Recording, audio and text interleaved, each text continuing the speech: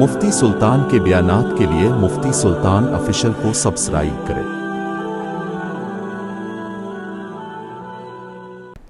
السلام علیکم۔ سنت پڑھنے والے حضرات کو خطبے سے پہلے وقت دیا جائیں گا، پھر بھی اگر کوئی پڑھنا چاہتا ہے تو کالم کے پیچھے والے حصے میں سنت ادا کریں۔ بیچ میں جگہ خالی نظر آ رہی ہے، صفیں مکمل کریں تاکہ بعد میں آنے والوں کو جگہ مل جائے۔ صفوں میں بیچ میں جگہ خالی نظر آ رہی ہے، ایک دوسرے سے مل کر جڑ کر بیٹھے۔ الحمدللہ نحمدہ ونستعینہ ونستغفرہ ونؤمن بہ ونتوکل علیہ ونعوذ باللہ من شرور انفسنا ومن سیئات اعمالنا، من يهده الله فلا مضل له ومن يضلله فلا هادي له، ونشهد أن لا إله إلا الله وحده لا شريك له، ونشهد أن سيدنا وسندنا وحبيبنا ومولانا محمدا عبده ورسوله، أما بعد فقد قال الله تبارك وتعالى في القرآن المجيد والفرقان الحميد، فأعوذ بالله من الشيطان الرجيم، بسم الله الرحمن الرحيم، الف لام میم احسب الناس ان يتركوا ان يقولوا آمنا وهم لا يفتنون، وجاء في الحديث وقال النبي صلى الله عليه وسلم يأتي على الناس زمان الصابر على دينهم كالقابض على الجمر، او كما قال عليه الصلاة والسلام۔ صدق اللہ المولانا العظیم وصدق رسولہ النبی الکریم، ونحن على ذلك من الشاہدین والشاکرین والحمد للہ رب العالمین۔ پیار محبت کے ساتھ ایک دفعہ درود پاک پڑھ لیں۔ اللہم صلی علی محمد فی اول کلامنا، اللہم صلی علی محمد فی اوسط کلامنا، اللہم صلی علی محمد فی آخر کلامنا۔ آج 6 دسمبر ہے۔ آج سے 32 سال پہلے آج ہی کے تاریخ کو 1992 میں ایک تاریخی اور ایک قدیم مسجد اللہ کا گھر چند فرقہ پرستوں نے منہدم کر دیا تھا۔ اس جہاں کے اندر بادشاہت، حکومت، ملکیت صرف اللہ کی چلتی ہے۔ اس روئے زمین کا مالک حقیقی اللہ ہے۔ اللہ نے انسانوں کو عارضی مالک بنایا ہے۔ وقتی طور پر اللہ نے انسان کو زمین کے ٹکڑے کا مالک بنایا ہے۔ اس کا ٹائم ختم، اس کا وقت ختم، اس سے وہ چیز لے لی جاتی ہے، کسی اور کو دی جاتی ہے۔ یہ منتقل ہونے کا سلسلہ چلتا رہے گا قیامت تک۔ پھر جب قیامت کا وقت آئے گا تو سارے انسان ختم ہو جائیں گے، صرف اللہ باقی رہے گا۔ صرف کون باقی رہے گا؟ یہ ہمارا عقیدہ ہے، یقین ہے، ایمان ہے۔ تو جب سب ختم ہو جائیں گے تو دوبارہ اس پر حقیقی ملکیت اللہ ہی کی ہوگی۔ تو لہٰذا اس روئے زمین کا حقیقی مالک تو اللہ ہے، اور اللہ نے عارضی طور پر انسان کو اس کا مالک بنایا ہے۔ پھر اللہ نے یہ حکم دیا ہے کہ اس روئے زمین پر سب سے پاکیزہ اور سب سے محبوب اگر کوئی جگہ ہے تو وہ اللہ کا گھر ہے، اور وہ مساجد ہے۔ وہ کیا ہے؟ بولو، مساجد۔ اور مسجدیں یہ عبادت گاہ ہوتی ہے مسلمانوں کی، دوسرے مذہب کے عبادت گاہوں کی طرح نہیں۔ ان کی عبادت گاہوں کا حکم الگ ہے ان کی نظر میں، ہماری عبادت گاہوں کا حکم الگ ہے ہماری نظر میں، ہماری شریعت میں۔ ان کی عبادت گاہیں تبدیل ہوتی ہے، ان کی عبادت گاہیں بیچی جاتی ہے، ان کی عبادت گاہوں کو لوگ بیچ دیتے ہیں، لیکن ہماری عبادت گاہوں کا حکم یہ ہے، مساجد کا حکم یہ ہے کہ جب جس وقت مسجد کو بنایا جائے قیامت تک وہ جگہ کیا رہیں گی؟ مسجد رہیں گی۔ اسی لیے اس کے کئی شرائط ہیں، کسی کے بھی زمین پر آپ قبضہ کر کے مسجدیں نہیں بنا سکتے، کسی کی بھی زمین پر قبضہ کر کے خالی ہے تو بنا لو، بالکل بھی نہیں۔ مدینہ المنورہ میں آپ صلی اللہ علیہ وسلم جب ہجرت کر کے آئے تو سب سے پہلے مسجد کا انتخاب ہونا تھا۔ اونٹنی کو قصوہ نامی اونٹنی کو چھوڑا گیا کہ یہ جہاں پر بیٹھیں گی وہ جگہ مسجد بنے گی۔ وہ آج جہاں پر مسجد نبوی تعمیر ہے اس جگہ پر وہ اونٹنی حضرت ابو ایوب انصاری رضی اللہ عنہ کے مکان کے سامنے آ کر بیٹھ گئی۔ اللہ کے رسول صلی اللہ علیہ وسلم نے پوچھا کہ یہ جگہ کس کی ہے؟ جواب آیا کہ یہ 2 یتیم بچوں کی ہے۔ ان کو بلایا گیا، کہا کہ اس کی قیمت بتاؤ۔ انہوں نے کہا یا رسول اللہ ہماری تو جانیں آپ پر قربان ہے، یہ زمین کیا چیز ہے؟ اللہ کے رسول نے فرمایا نہیں، قیامت تک آنے والے لوگ مجھے یہ طعنہ نہ دے کہ اسلام کی بنیاد رکھنے کے لیے جس مسجد کو تعمیر کیا جا رہا تھا وہ مسجد 2 یتیم بچوں کی قبضہ کر کے بنائی گئی تھی، کوئی یہ طعنہ نہ دے۔ اللہ کے رسول نے حضرت عثمان غنی رضی اللہ عنہ سے فرمایا کہ اس کی قیمت ادا کرو، اس کی قیمت ادا کی گئی۔ تو مساجد یوں ہی نہیں کہ مندر کو توڑا گیا پھر مسجدوں کو تعمیر کیا گیا، کسی کے زمین کو ہڑپ لیا گیا پھر اس کو تعمیر کیا گیا، ہرگز نہیں۔ اگر کوئی بندہ اپنی ذاتی پراپرٹی پر مسجد کو بنانے کی اجازت دیتا ہے تب بھی مسجد بنانے کی اجازت نہیں ہے، بشرطے کہ وہ بندہ اپنی ملکیت سے دستبردار ہو جائے، وہ یہ کہے کہ یہ میری جگہ ہے، آج سے میں اس کا مالک نہیں ہوں، باقاعدہ اس کے کاغذات بنیں گے، اس کی سگنیچر لی جائیں گی اور اس کی ملکیت سے نکالا جائے گا، اس کی اجازت سے، گواہوں کے ذریعے سے، گواہوں کے سگنیچر سے، اس کے بعد، اور وہ بھی جگہ حلال طریقے سے ہو، پاکیزہ زمین پر ہو۔ اگر مندروں کو توڑ کر مساجد بنانے کا سلسلہ ہمارے پروجوں نے اگر کیا ہوتا تو اس ملک ہندوستان میں ایک بھی مندر باقی نہ رہتی، ایک بھی مندر۔ 600 سال تک حکومت کی ہے مغلوں نے، کتنے سال؟ آپ کی حکومت تو چند سال ہو گئے، وہ بھی مکمل نہیں ہے۔ یہ جمہوری ملک ہے، یہ کیا ہے؟ جمہوری ملک ہے، یا راج شاہی حکومت نہیں چلتی ہے یہاں پہ، یہاں پر لوک شاہی چلتی ہے۔ تو یہاں پر آپ کی حکومت کو آ کے چند سال وہ بھی ادھوری ہیں، آپ اتنا ظلم اڑا رہے ہو۔ 600 سال تک مغلوں نے، مسلمانوں نے حکومت کی ہے۔ اگر وہ یہ ٹھان لیتے اور یہ اگر ٹارگٹ بنا لیتے کہ اس ملک سے مندروں کو ختم کرنا ہے تو اس ملک کے اندر ایک بھی مندر باقی بولو نہیں رہتا۔ تاریخ کو توڑ مروڑ کر غلط بیانی سے کام لیا گیا اور جھوٹی تاریخ لوگوں کے ذہنوں میں ڈالی گئی، بول دیے کہ بھائی مندروں کو گرا کے مسجدیں بنا لیے، مان لیے۔ میڈیا کو لگا دیا ہے 24 گھنٹے مسلمانوں کے شبیہ کو خراب کرنے کے لیے، مسلمانوں کے کیریکٹر کو ختم کرنے کے لیے، اور مسلمانوں کے لیے نگیٹو جو تصویر ہوتی ہے مارکیٹ میں پیش کرنے کے لیے 24 گھنٹے میڈیا کو لگایا گیا۔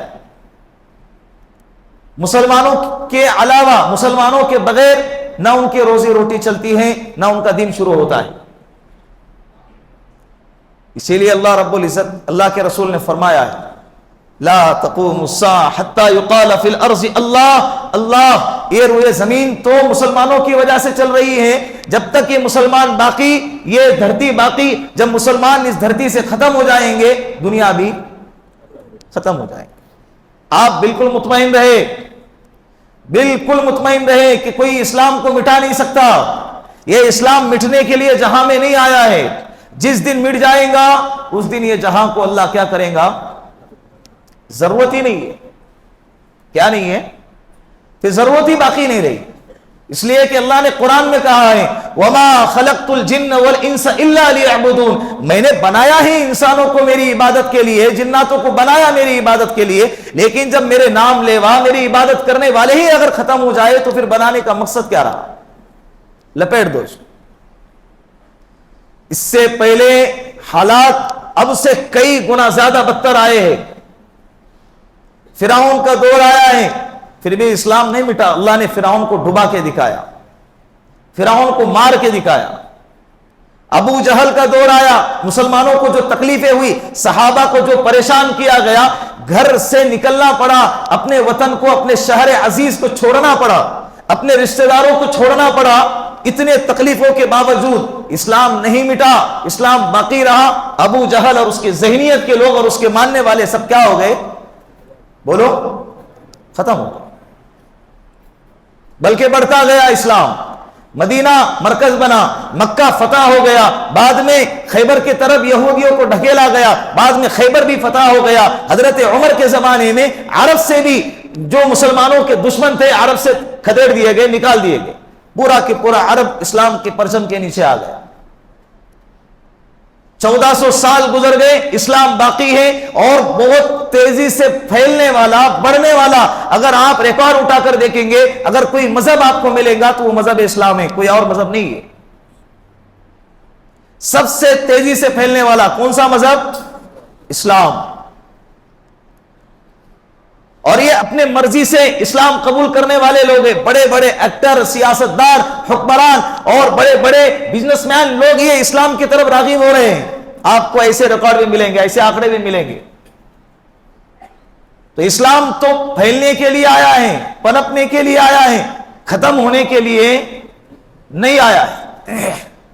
یہ ایسے حالات، یہ قیامت کی علامتیں ہیں اور مسلمانوں کی غفلت اور سستی اور کمزوری ایمان کی ہے کہ جس کی وجہ سے مسلمانوں پر حالات آ رہے.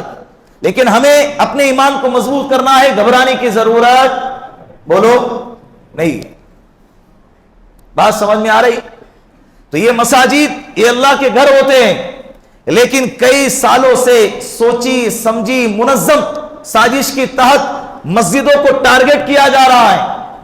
جو مسجدیں قدیم ہیں، پرانی ہیں، تاریخی مسجدیں ہیں، اس کو نشانہ بنایا جا رہا ہے اور مسلمانوں کے جذبات کو ٹٹولا جا رہا ہے کہ دیکھا جائے کہ مسلمان اب ایمانی اعتبار سے کس سطح پر ہیں، کس لیول پر ہیں. اگر ان کے مسجدوں کو چھیڑا گیا تو یہ کیا ریئیکشن کرتے ہیں دیکھا جائے. اگر یہ مسلمان سوئے ہوئے ہیں تو ان کے مسجدوں کو ٹارگٹ کر کے کیا کر دیا جائے؟ منہدم کر کے نیست و نابود کر دیا جائے. یہ ہو رہا ہے.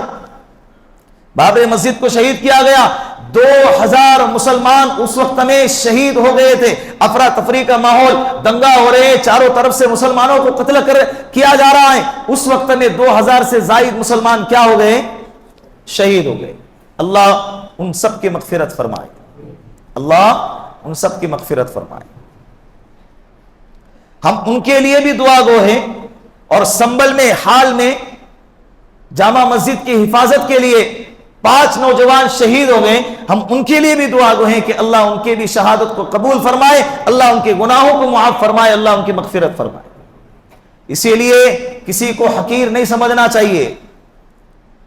داڑھی کاٹتا ہے، مسجد میں نہیں آتا ہے، پتہ نہیں اللہ کس سے اپنی مسجد کی حفاظت کا کام لے لے. کسی کو حقیر نہیں سمجھنا چاہیے. کس کے دل میں ایمان کتنا ہے وہ اللہ جانتا ہے. کس کے سینے میں مسجد کی حفاظت کا درد کتنا ہے وہ اللہ جانتا ہے. اور اللہ جس سے چاہے اپنے مسجد کی حفاظت کا کام لے لے. جو نوجوان مسجدوں میں نظر نہیں آتے ہیں وہ نوجوانوں سے اللہ کام لے لے.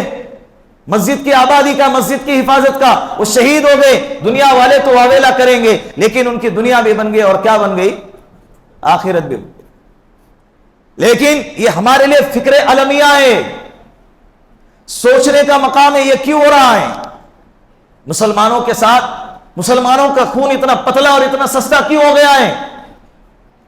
میڈیا بھی عجیب و غریب ظلم پر ظلم ڈھانے پر لگی ہوئی ہے اور ظلم پر پردہ ڈالنے پر لگی ہوئی ہے. ویڈیوز جو اس وقت میں شوٹ کیے گئے منظر عام پر آئے ہیں. اب نوجوانوں کی طرف سے مسجدوں کو ایک باقاعدہ فورس بنائی گئی، ہتھیار ان کے ہاتھ میں دیے گئے اور مسجدوں کو گرانے کے لیے سروے کے نام پر مسجدوں کی طرف آئے اور سیارام کے نعرے لگاتے ہوئے مسجد کی طرف آئے۔ مسجد کا سروے کرنے کے لیے آ رہے، نعرے لگانے کی کیا ضرورت ہے؟ اور جب آ رہے ہیں تو مسلمان کیا کریں گا؟ آپ بولو کیا کرنا چاہیے مسلمانوں کو؟ اپنے گھر کا تالا دروازہ بند کر کے گھروں میں بیٹھے رہنا چاہیے، اپنے دفاع میں اپنی مسجد کی حفاظت کے لیے آگے تو آئیں گے نا۔ اب تمہارے ہاتھ میں ہتھیار ہے اور اگر وہ ظلم کرنے لگے تو اپنے دفاع میں وہ کیا کریں گے؟ نہ ہمارے پاس ہتھیار ہے، نہ تلواریں ہیں، نہ بندوقیں، کیا کریں گے؟ پھر وہ اپنے حفاظت کے لیے اپنے دفاع کے اندر اگر پتھر برساتے ہیں تو میڈیا والے کہتے ہیں کہ تمہاری طرف سے پہلے پتھراؤ آیا تھا، پتھر برسائی گئی تھی، اس کے لیے پتھراؤ کا جو تبادل ہوتا ہے، پتھراؤ کا جو ریئیکشن ہوتا ہے وہ گولیاں ہوتی ہیں۔ اگر سامنے والی قوم نے اگر پتھر برسائے ہیں تو ان کو گرفتار کرو، گولیاں برسائے جائیں گی۔ گیان واپی مسجد کے وقت میں یہی حال ہوا تھا اور مسلمانوں کے نوجوان شہید ہو گئے، میڈیا کو یہ نظر نہیں آ رہا ہے بلکہ ان کی شہادت پر ناچا جا رہا ہے اور یہ کہا جاتا ہے کہ ان کی غلطی کی وجہ سے ہوا ہے۔ ان کی کیا ہوا ہے؟ غلطی کی وجہ سے۔ کتنے افسوس کی بات ہے، یہ دین ہمیشہ باقی رہنے والا نہیں ہے، یہ دور، یہ وقت، یہ حالات ہمیشہ باقی رہنے والے نہیں۔ کوئی بھی ہمیشہ رہنے کے لیے نہیں آیا ہے، تم بھی نہیں آئے ہیں، تم خدا نہیں ہے۔ ہمیشہ رہنے والی ذات کس کی ہے؟ صرف اللہ کی ہے، باقی سب کو مرنا ہے۔ تمہیں بھی موت آئیں گی، تمہیں بھی اللہ کے سامنے کھڑا ہونا ہے۔ آج جتنا چاہیں ظلم کریں، اللہ کے سامنے تم کو حساب دینا ہے۔ تمہیں کیا کرنا ہے؟ حساب دے۔ 10 سیکنڈ کی آڈیو کلپ کیا ریکارڈنگ وہ سامنے آئی، پتہ نہیں وہ حقیقت بھی ہے یا جھوٹ ہے۔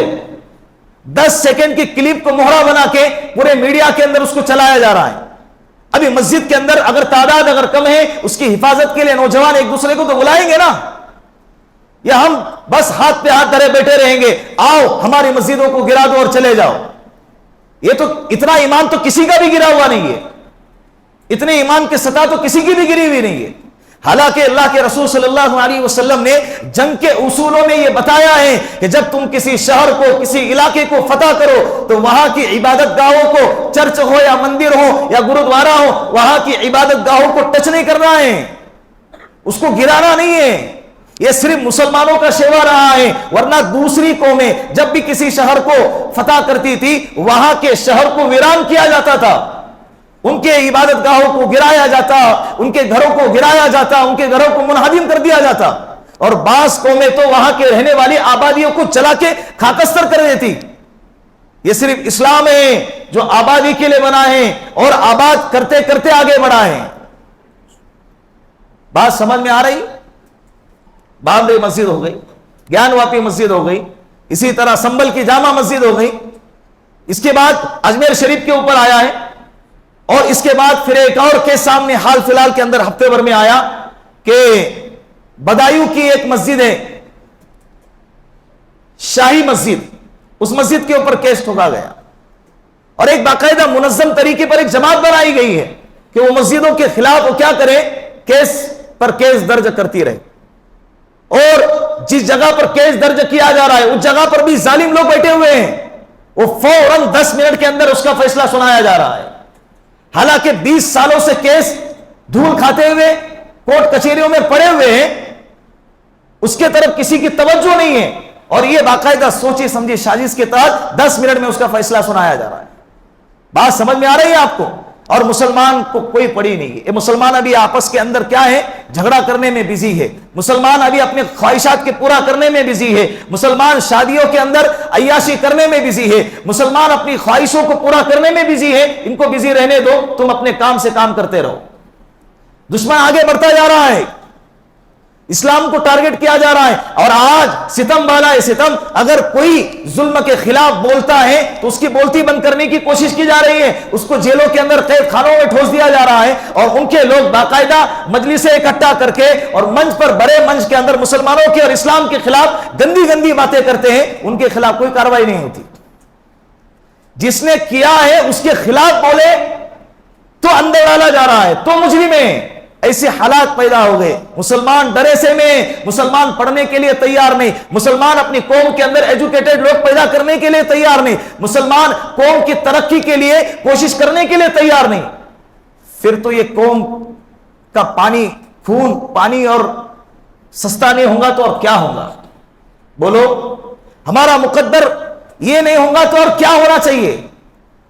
بات سمجھ میں؟ سوشل میڈیا پر تھوڑے سے ویڈیوز، تھوڑے سے فوٹوز اگر وائرل ہو گئے، افسوس کا اظہار کرتے چند منٹ کے لیے، اس کے بعد پھر اپنی دنیا کے اندر مگر ہیں، پھر اپنی زندگی کے اندر کیا ہے؟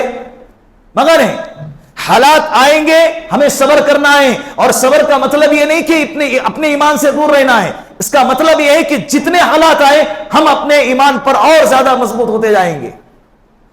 اللہ کے رسول صلی اللہ علیہ وسلم نے فرمایا، یأتی علی الناس زمان الصابر علی دینہم کالقابض علی الجمر، ایک دور آئیں گا اس امت پہ کہ دین پر چلنا اتنا مشکل ہوگا جیسے اپنے ہاتھوں پر انگارہ رکھنا۔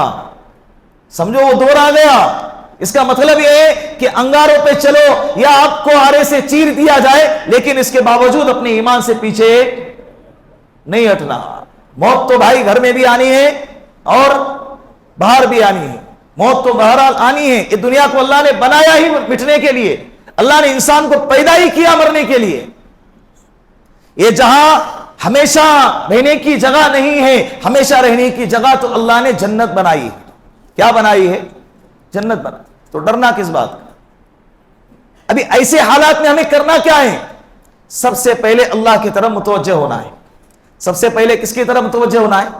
اللہ کی طرف گڑ گڑانا ہے، دعاؤں میں اللہ سے مانگنا ہے، اے اللہ ہماری طاقتیں کمزور پڑ رہی ہے، ہماری طاقتوں کو مضبوط بنا دیجیے۔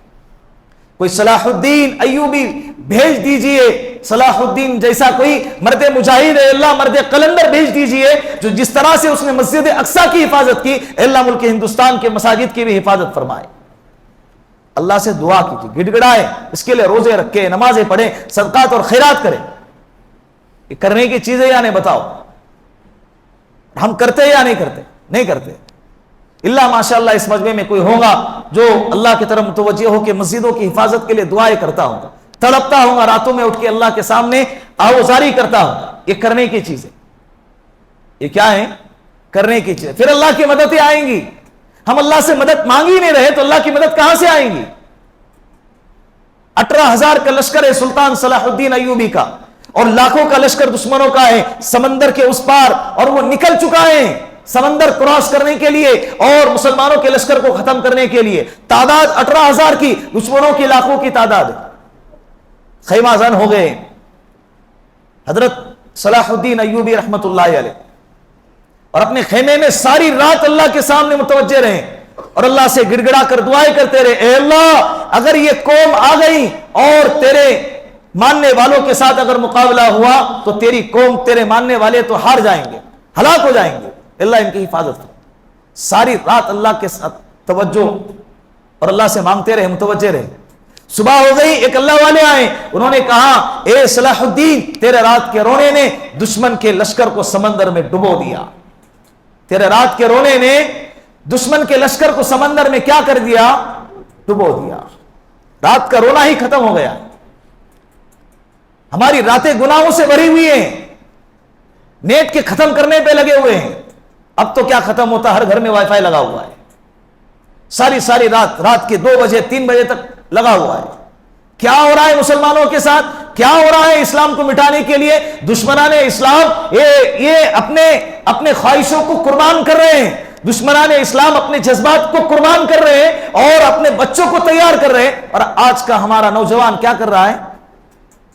سیریلوں کو دیکھنے میں، پکچروں کو دیکھنے میں اور ریلز پہ ریلز دیکھنے میں کیا ہوا ہے؟ مغل لگا ہوا ہے۔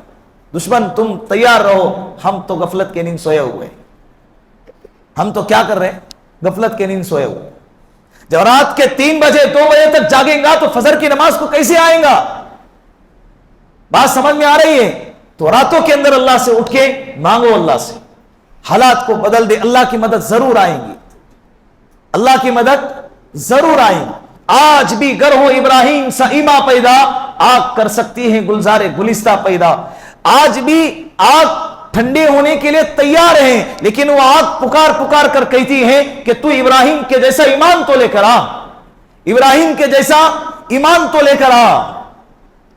تو اللہ کی مدد کب آئیں گی؟ جب اللہ سے مدد مانگی جائیں گی نا، تو سب کریں گے انشاءاللہ۔ دوسرے نمبر پر اپنی مسجدوں کو آباد کرے، اپنی مسجدوں کو ویران ہونے سے بچائے۔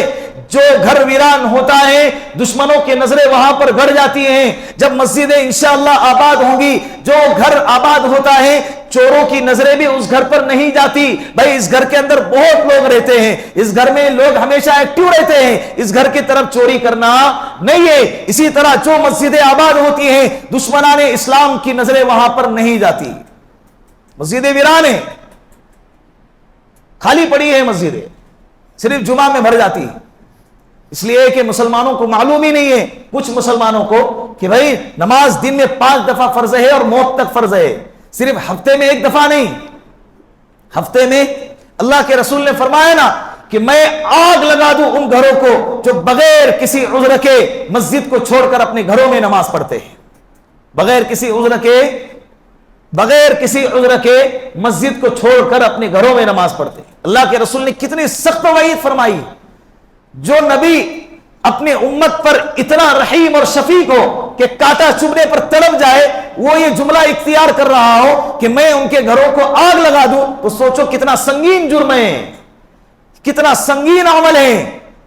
مسجدوں میں آنا ہی چھوڑ دیے، حالانکہ آبادی ہے مسلمانوں کی، مسلمانوں کے پاس وقت نہیں ہے۔ مسجدوں کو آباد کرو، مسجدوں کو کیا کریں؟ آباد کرو۔ ہر نماز جمعہ کی شکل اختیار کرے، ہر نماز کے اندر اتنی تعداد ہو کہ جتنی تعداد جمعہ کی نماز میں ہوتی ہے۔ پھر کیا ہمت ہوتی ہے دشمنان اسلام کی جو مسجدوں کی طرف آنکھ اٹھا کر دیکھے۔ اور اللہ کا شکر ہے ہمارے مسجدوں کو اور ہمارے شریعت کا یہ اصول نہیں ہے کہ بھائی ایک دن میں 1 دفعہ آئے اور اپنی پوجا پاٹ کرے اور چل دیے، پھر دوسرے دن آنا ہے۔ نہیں، اللہ کا فضل ہے کہ دن میں 5 دفعہ چکر لگانا ہے، اور 5 دفعہ اپنے دل دماغ کو یہ سمجھانا ہے کہ تجھے اللہ نے اللہ کی عبادت کے لیے پیدا کیا ہے، اپنی من مرضی کے لیے پیدا نہیں کیا ہے۔ اللہ نے اللہ کے سامنے یہ ماتھا جھکنے کے لیے دیا ہے، کسی اور کے سامنے جھکنے کے لیے نہیں دیا۔ دن میں 5 دفعہ روزانہ موت تک یہی عمل کرتے رہنا ہے۔ بات سمجھ میں آ رہی ہے؟ اسی طرح تیسرا کام جو ہمیں کرنا ہے، اپنے اوقاف کی حفاظت کی ذمہ داری۔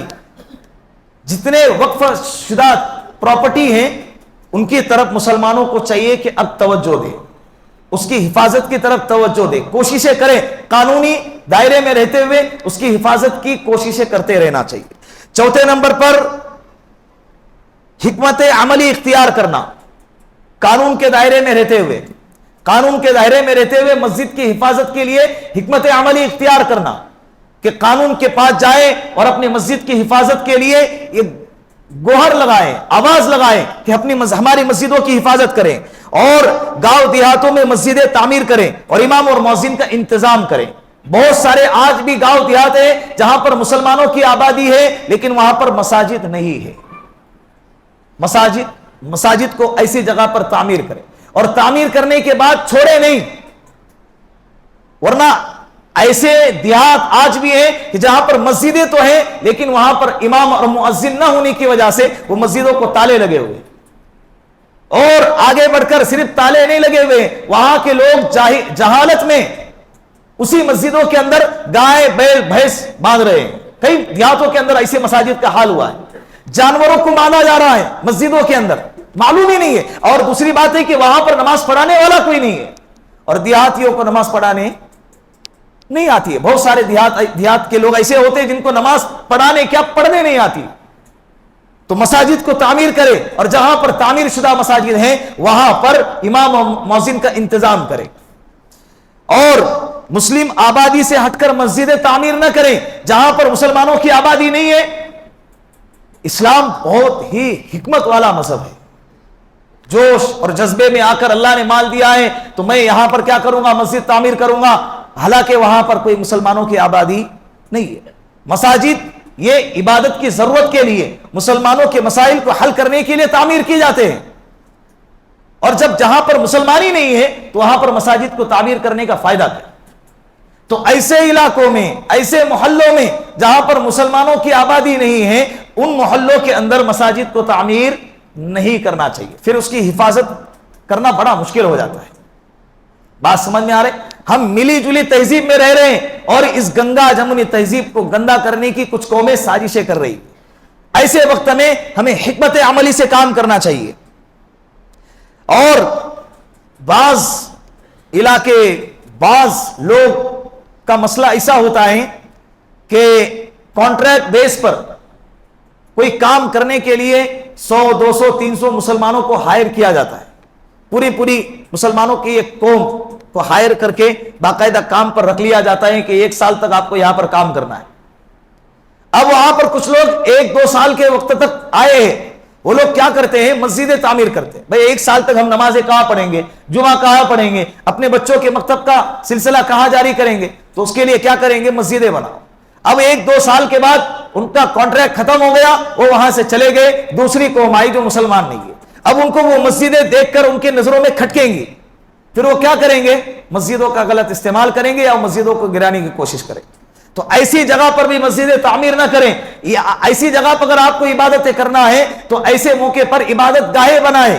عارضی مسجد جس کو کہتے ہیں، مسجد شرعی نہیں، مسجد مصلی، عارضی مسجد، کہ جب تک ہم رہیں گے اس میں نماز پڑھیں گے، جب یہ ہمارا وقت پورا ہو جائے گا ہم یہاں سے چلے جائیں گے تو وہ تمبو اٹھا لیں گے، جس کو عبادت گاہیں کہتے ہیں۔ جب عبادت کا وقت ختم ہو گیا تو ہم عبادت کے علاوہ دوسری ضروریات بھی اس جگہ سے پوری کر سکتے ہیں، اس کو دوسرے کام میں بھی استعمال میں لا سکتے ہیں، لیکن مسجد کو مسجد ہی کے لیے، عبادت ہی کے لیے استعمال کرنا شرط ہے اگر مسجد ہے تو۔ بات سمجھ میں آ رہی ہے؟ اسی طرح مسلمانوں کو چاہیے کہ ہر شہر میں وکیلوں کی ایک ٹیم تیار کرے، مسلمان وکیلوں کی جو قانون داں ہیں، قانون کو جاننے والے ہیں، ان لوگوں کی ایک ٹیم تیار کریں۔ اور میں ان وکیلوں سے بڑے عزیزانہ درخواست کرتا ہوں کہ دوسرے کیسوں میں جتنا کمانا ہے کما لیں، لیکن جب مسجد کا کیس آپ کے پاس آ جائے، اپنی آخرت کے لیے، اللہ کو راضی کرنے کے لیے بغیر فیس کے مسجدوں کی حفاظت کے لیے کیس لڑنا شروع کریں۔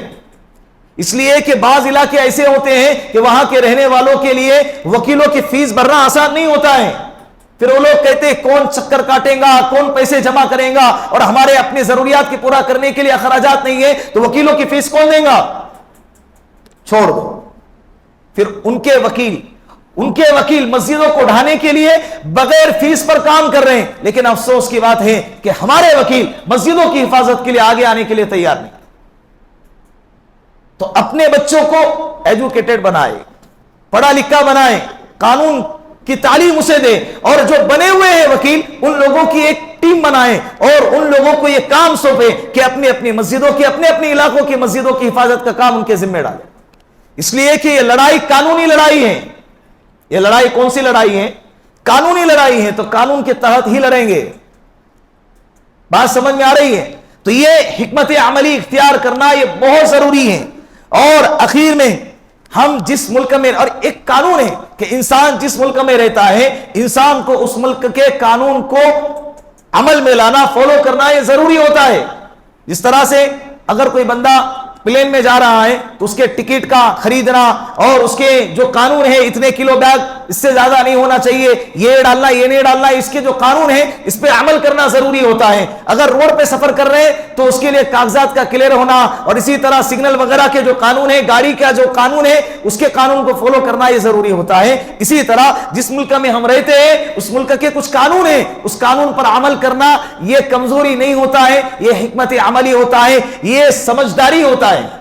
اگر ہم اب کے دور میں کوئی مسجد تعمیر کر رہے ہیں یا جو مسجدیں تعمیر ہو چکی ہیں ان مساجد کے کاغذات کلیئر نہیں ہیں تو میری آپ لوگوں سے گزارش ہے کہ اپنے اپنے مساجد کے کاغذات کو کلیئر کریں، اپنے اپنے مساجد کے کاغذات کو کیا کریں، خرچہ لگتا ہے اٹھائیں، جمع کریں، قوم سے تھوڑا بیدار ہو جائیں، حکمت عملی اختیار کریں، مسجدوں کو آباد کریں، مسجدوں کو چاروں طرف سے حفاظت کے انتظامات کریں، اور ان انتظامات کے اندر کاغذات کا کلیئر ہونا بھی ہے۔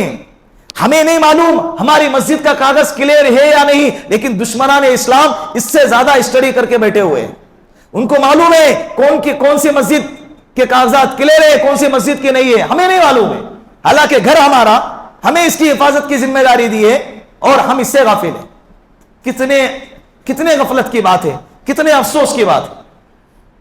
تو اب تو بیدار ہو جاؤ، ہماری اپنی حفاظت کے لیے، دوسروں کو تکلیف دینے کے لیے نہیں۔ الحمدللہ اسلام جو مذہب ہے یہ دوسروں کو تکلیف دینے کے لیے آیا ہی نہیں ہے۔ اللہ کے رسول نے فرمایا المسلم من سلم الناس من لسانه ويده، مسلمان تو وہی ہے کہ جس کی زبان سے، جس کے ہاتھ سے دوسرا انسان محفوظ رہے، دوسرا انسان کیا رہے؟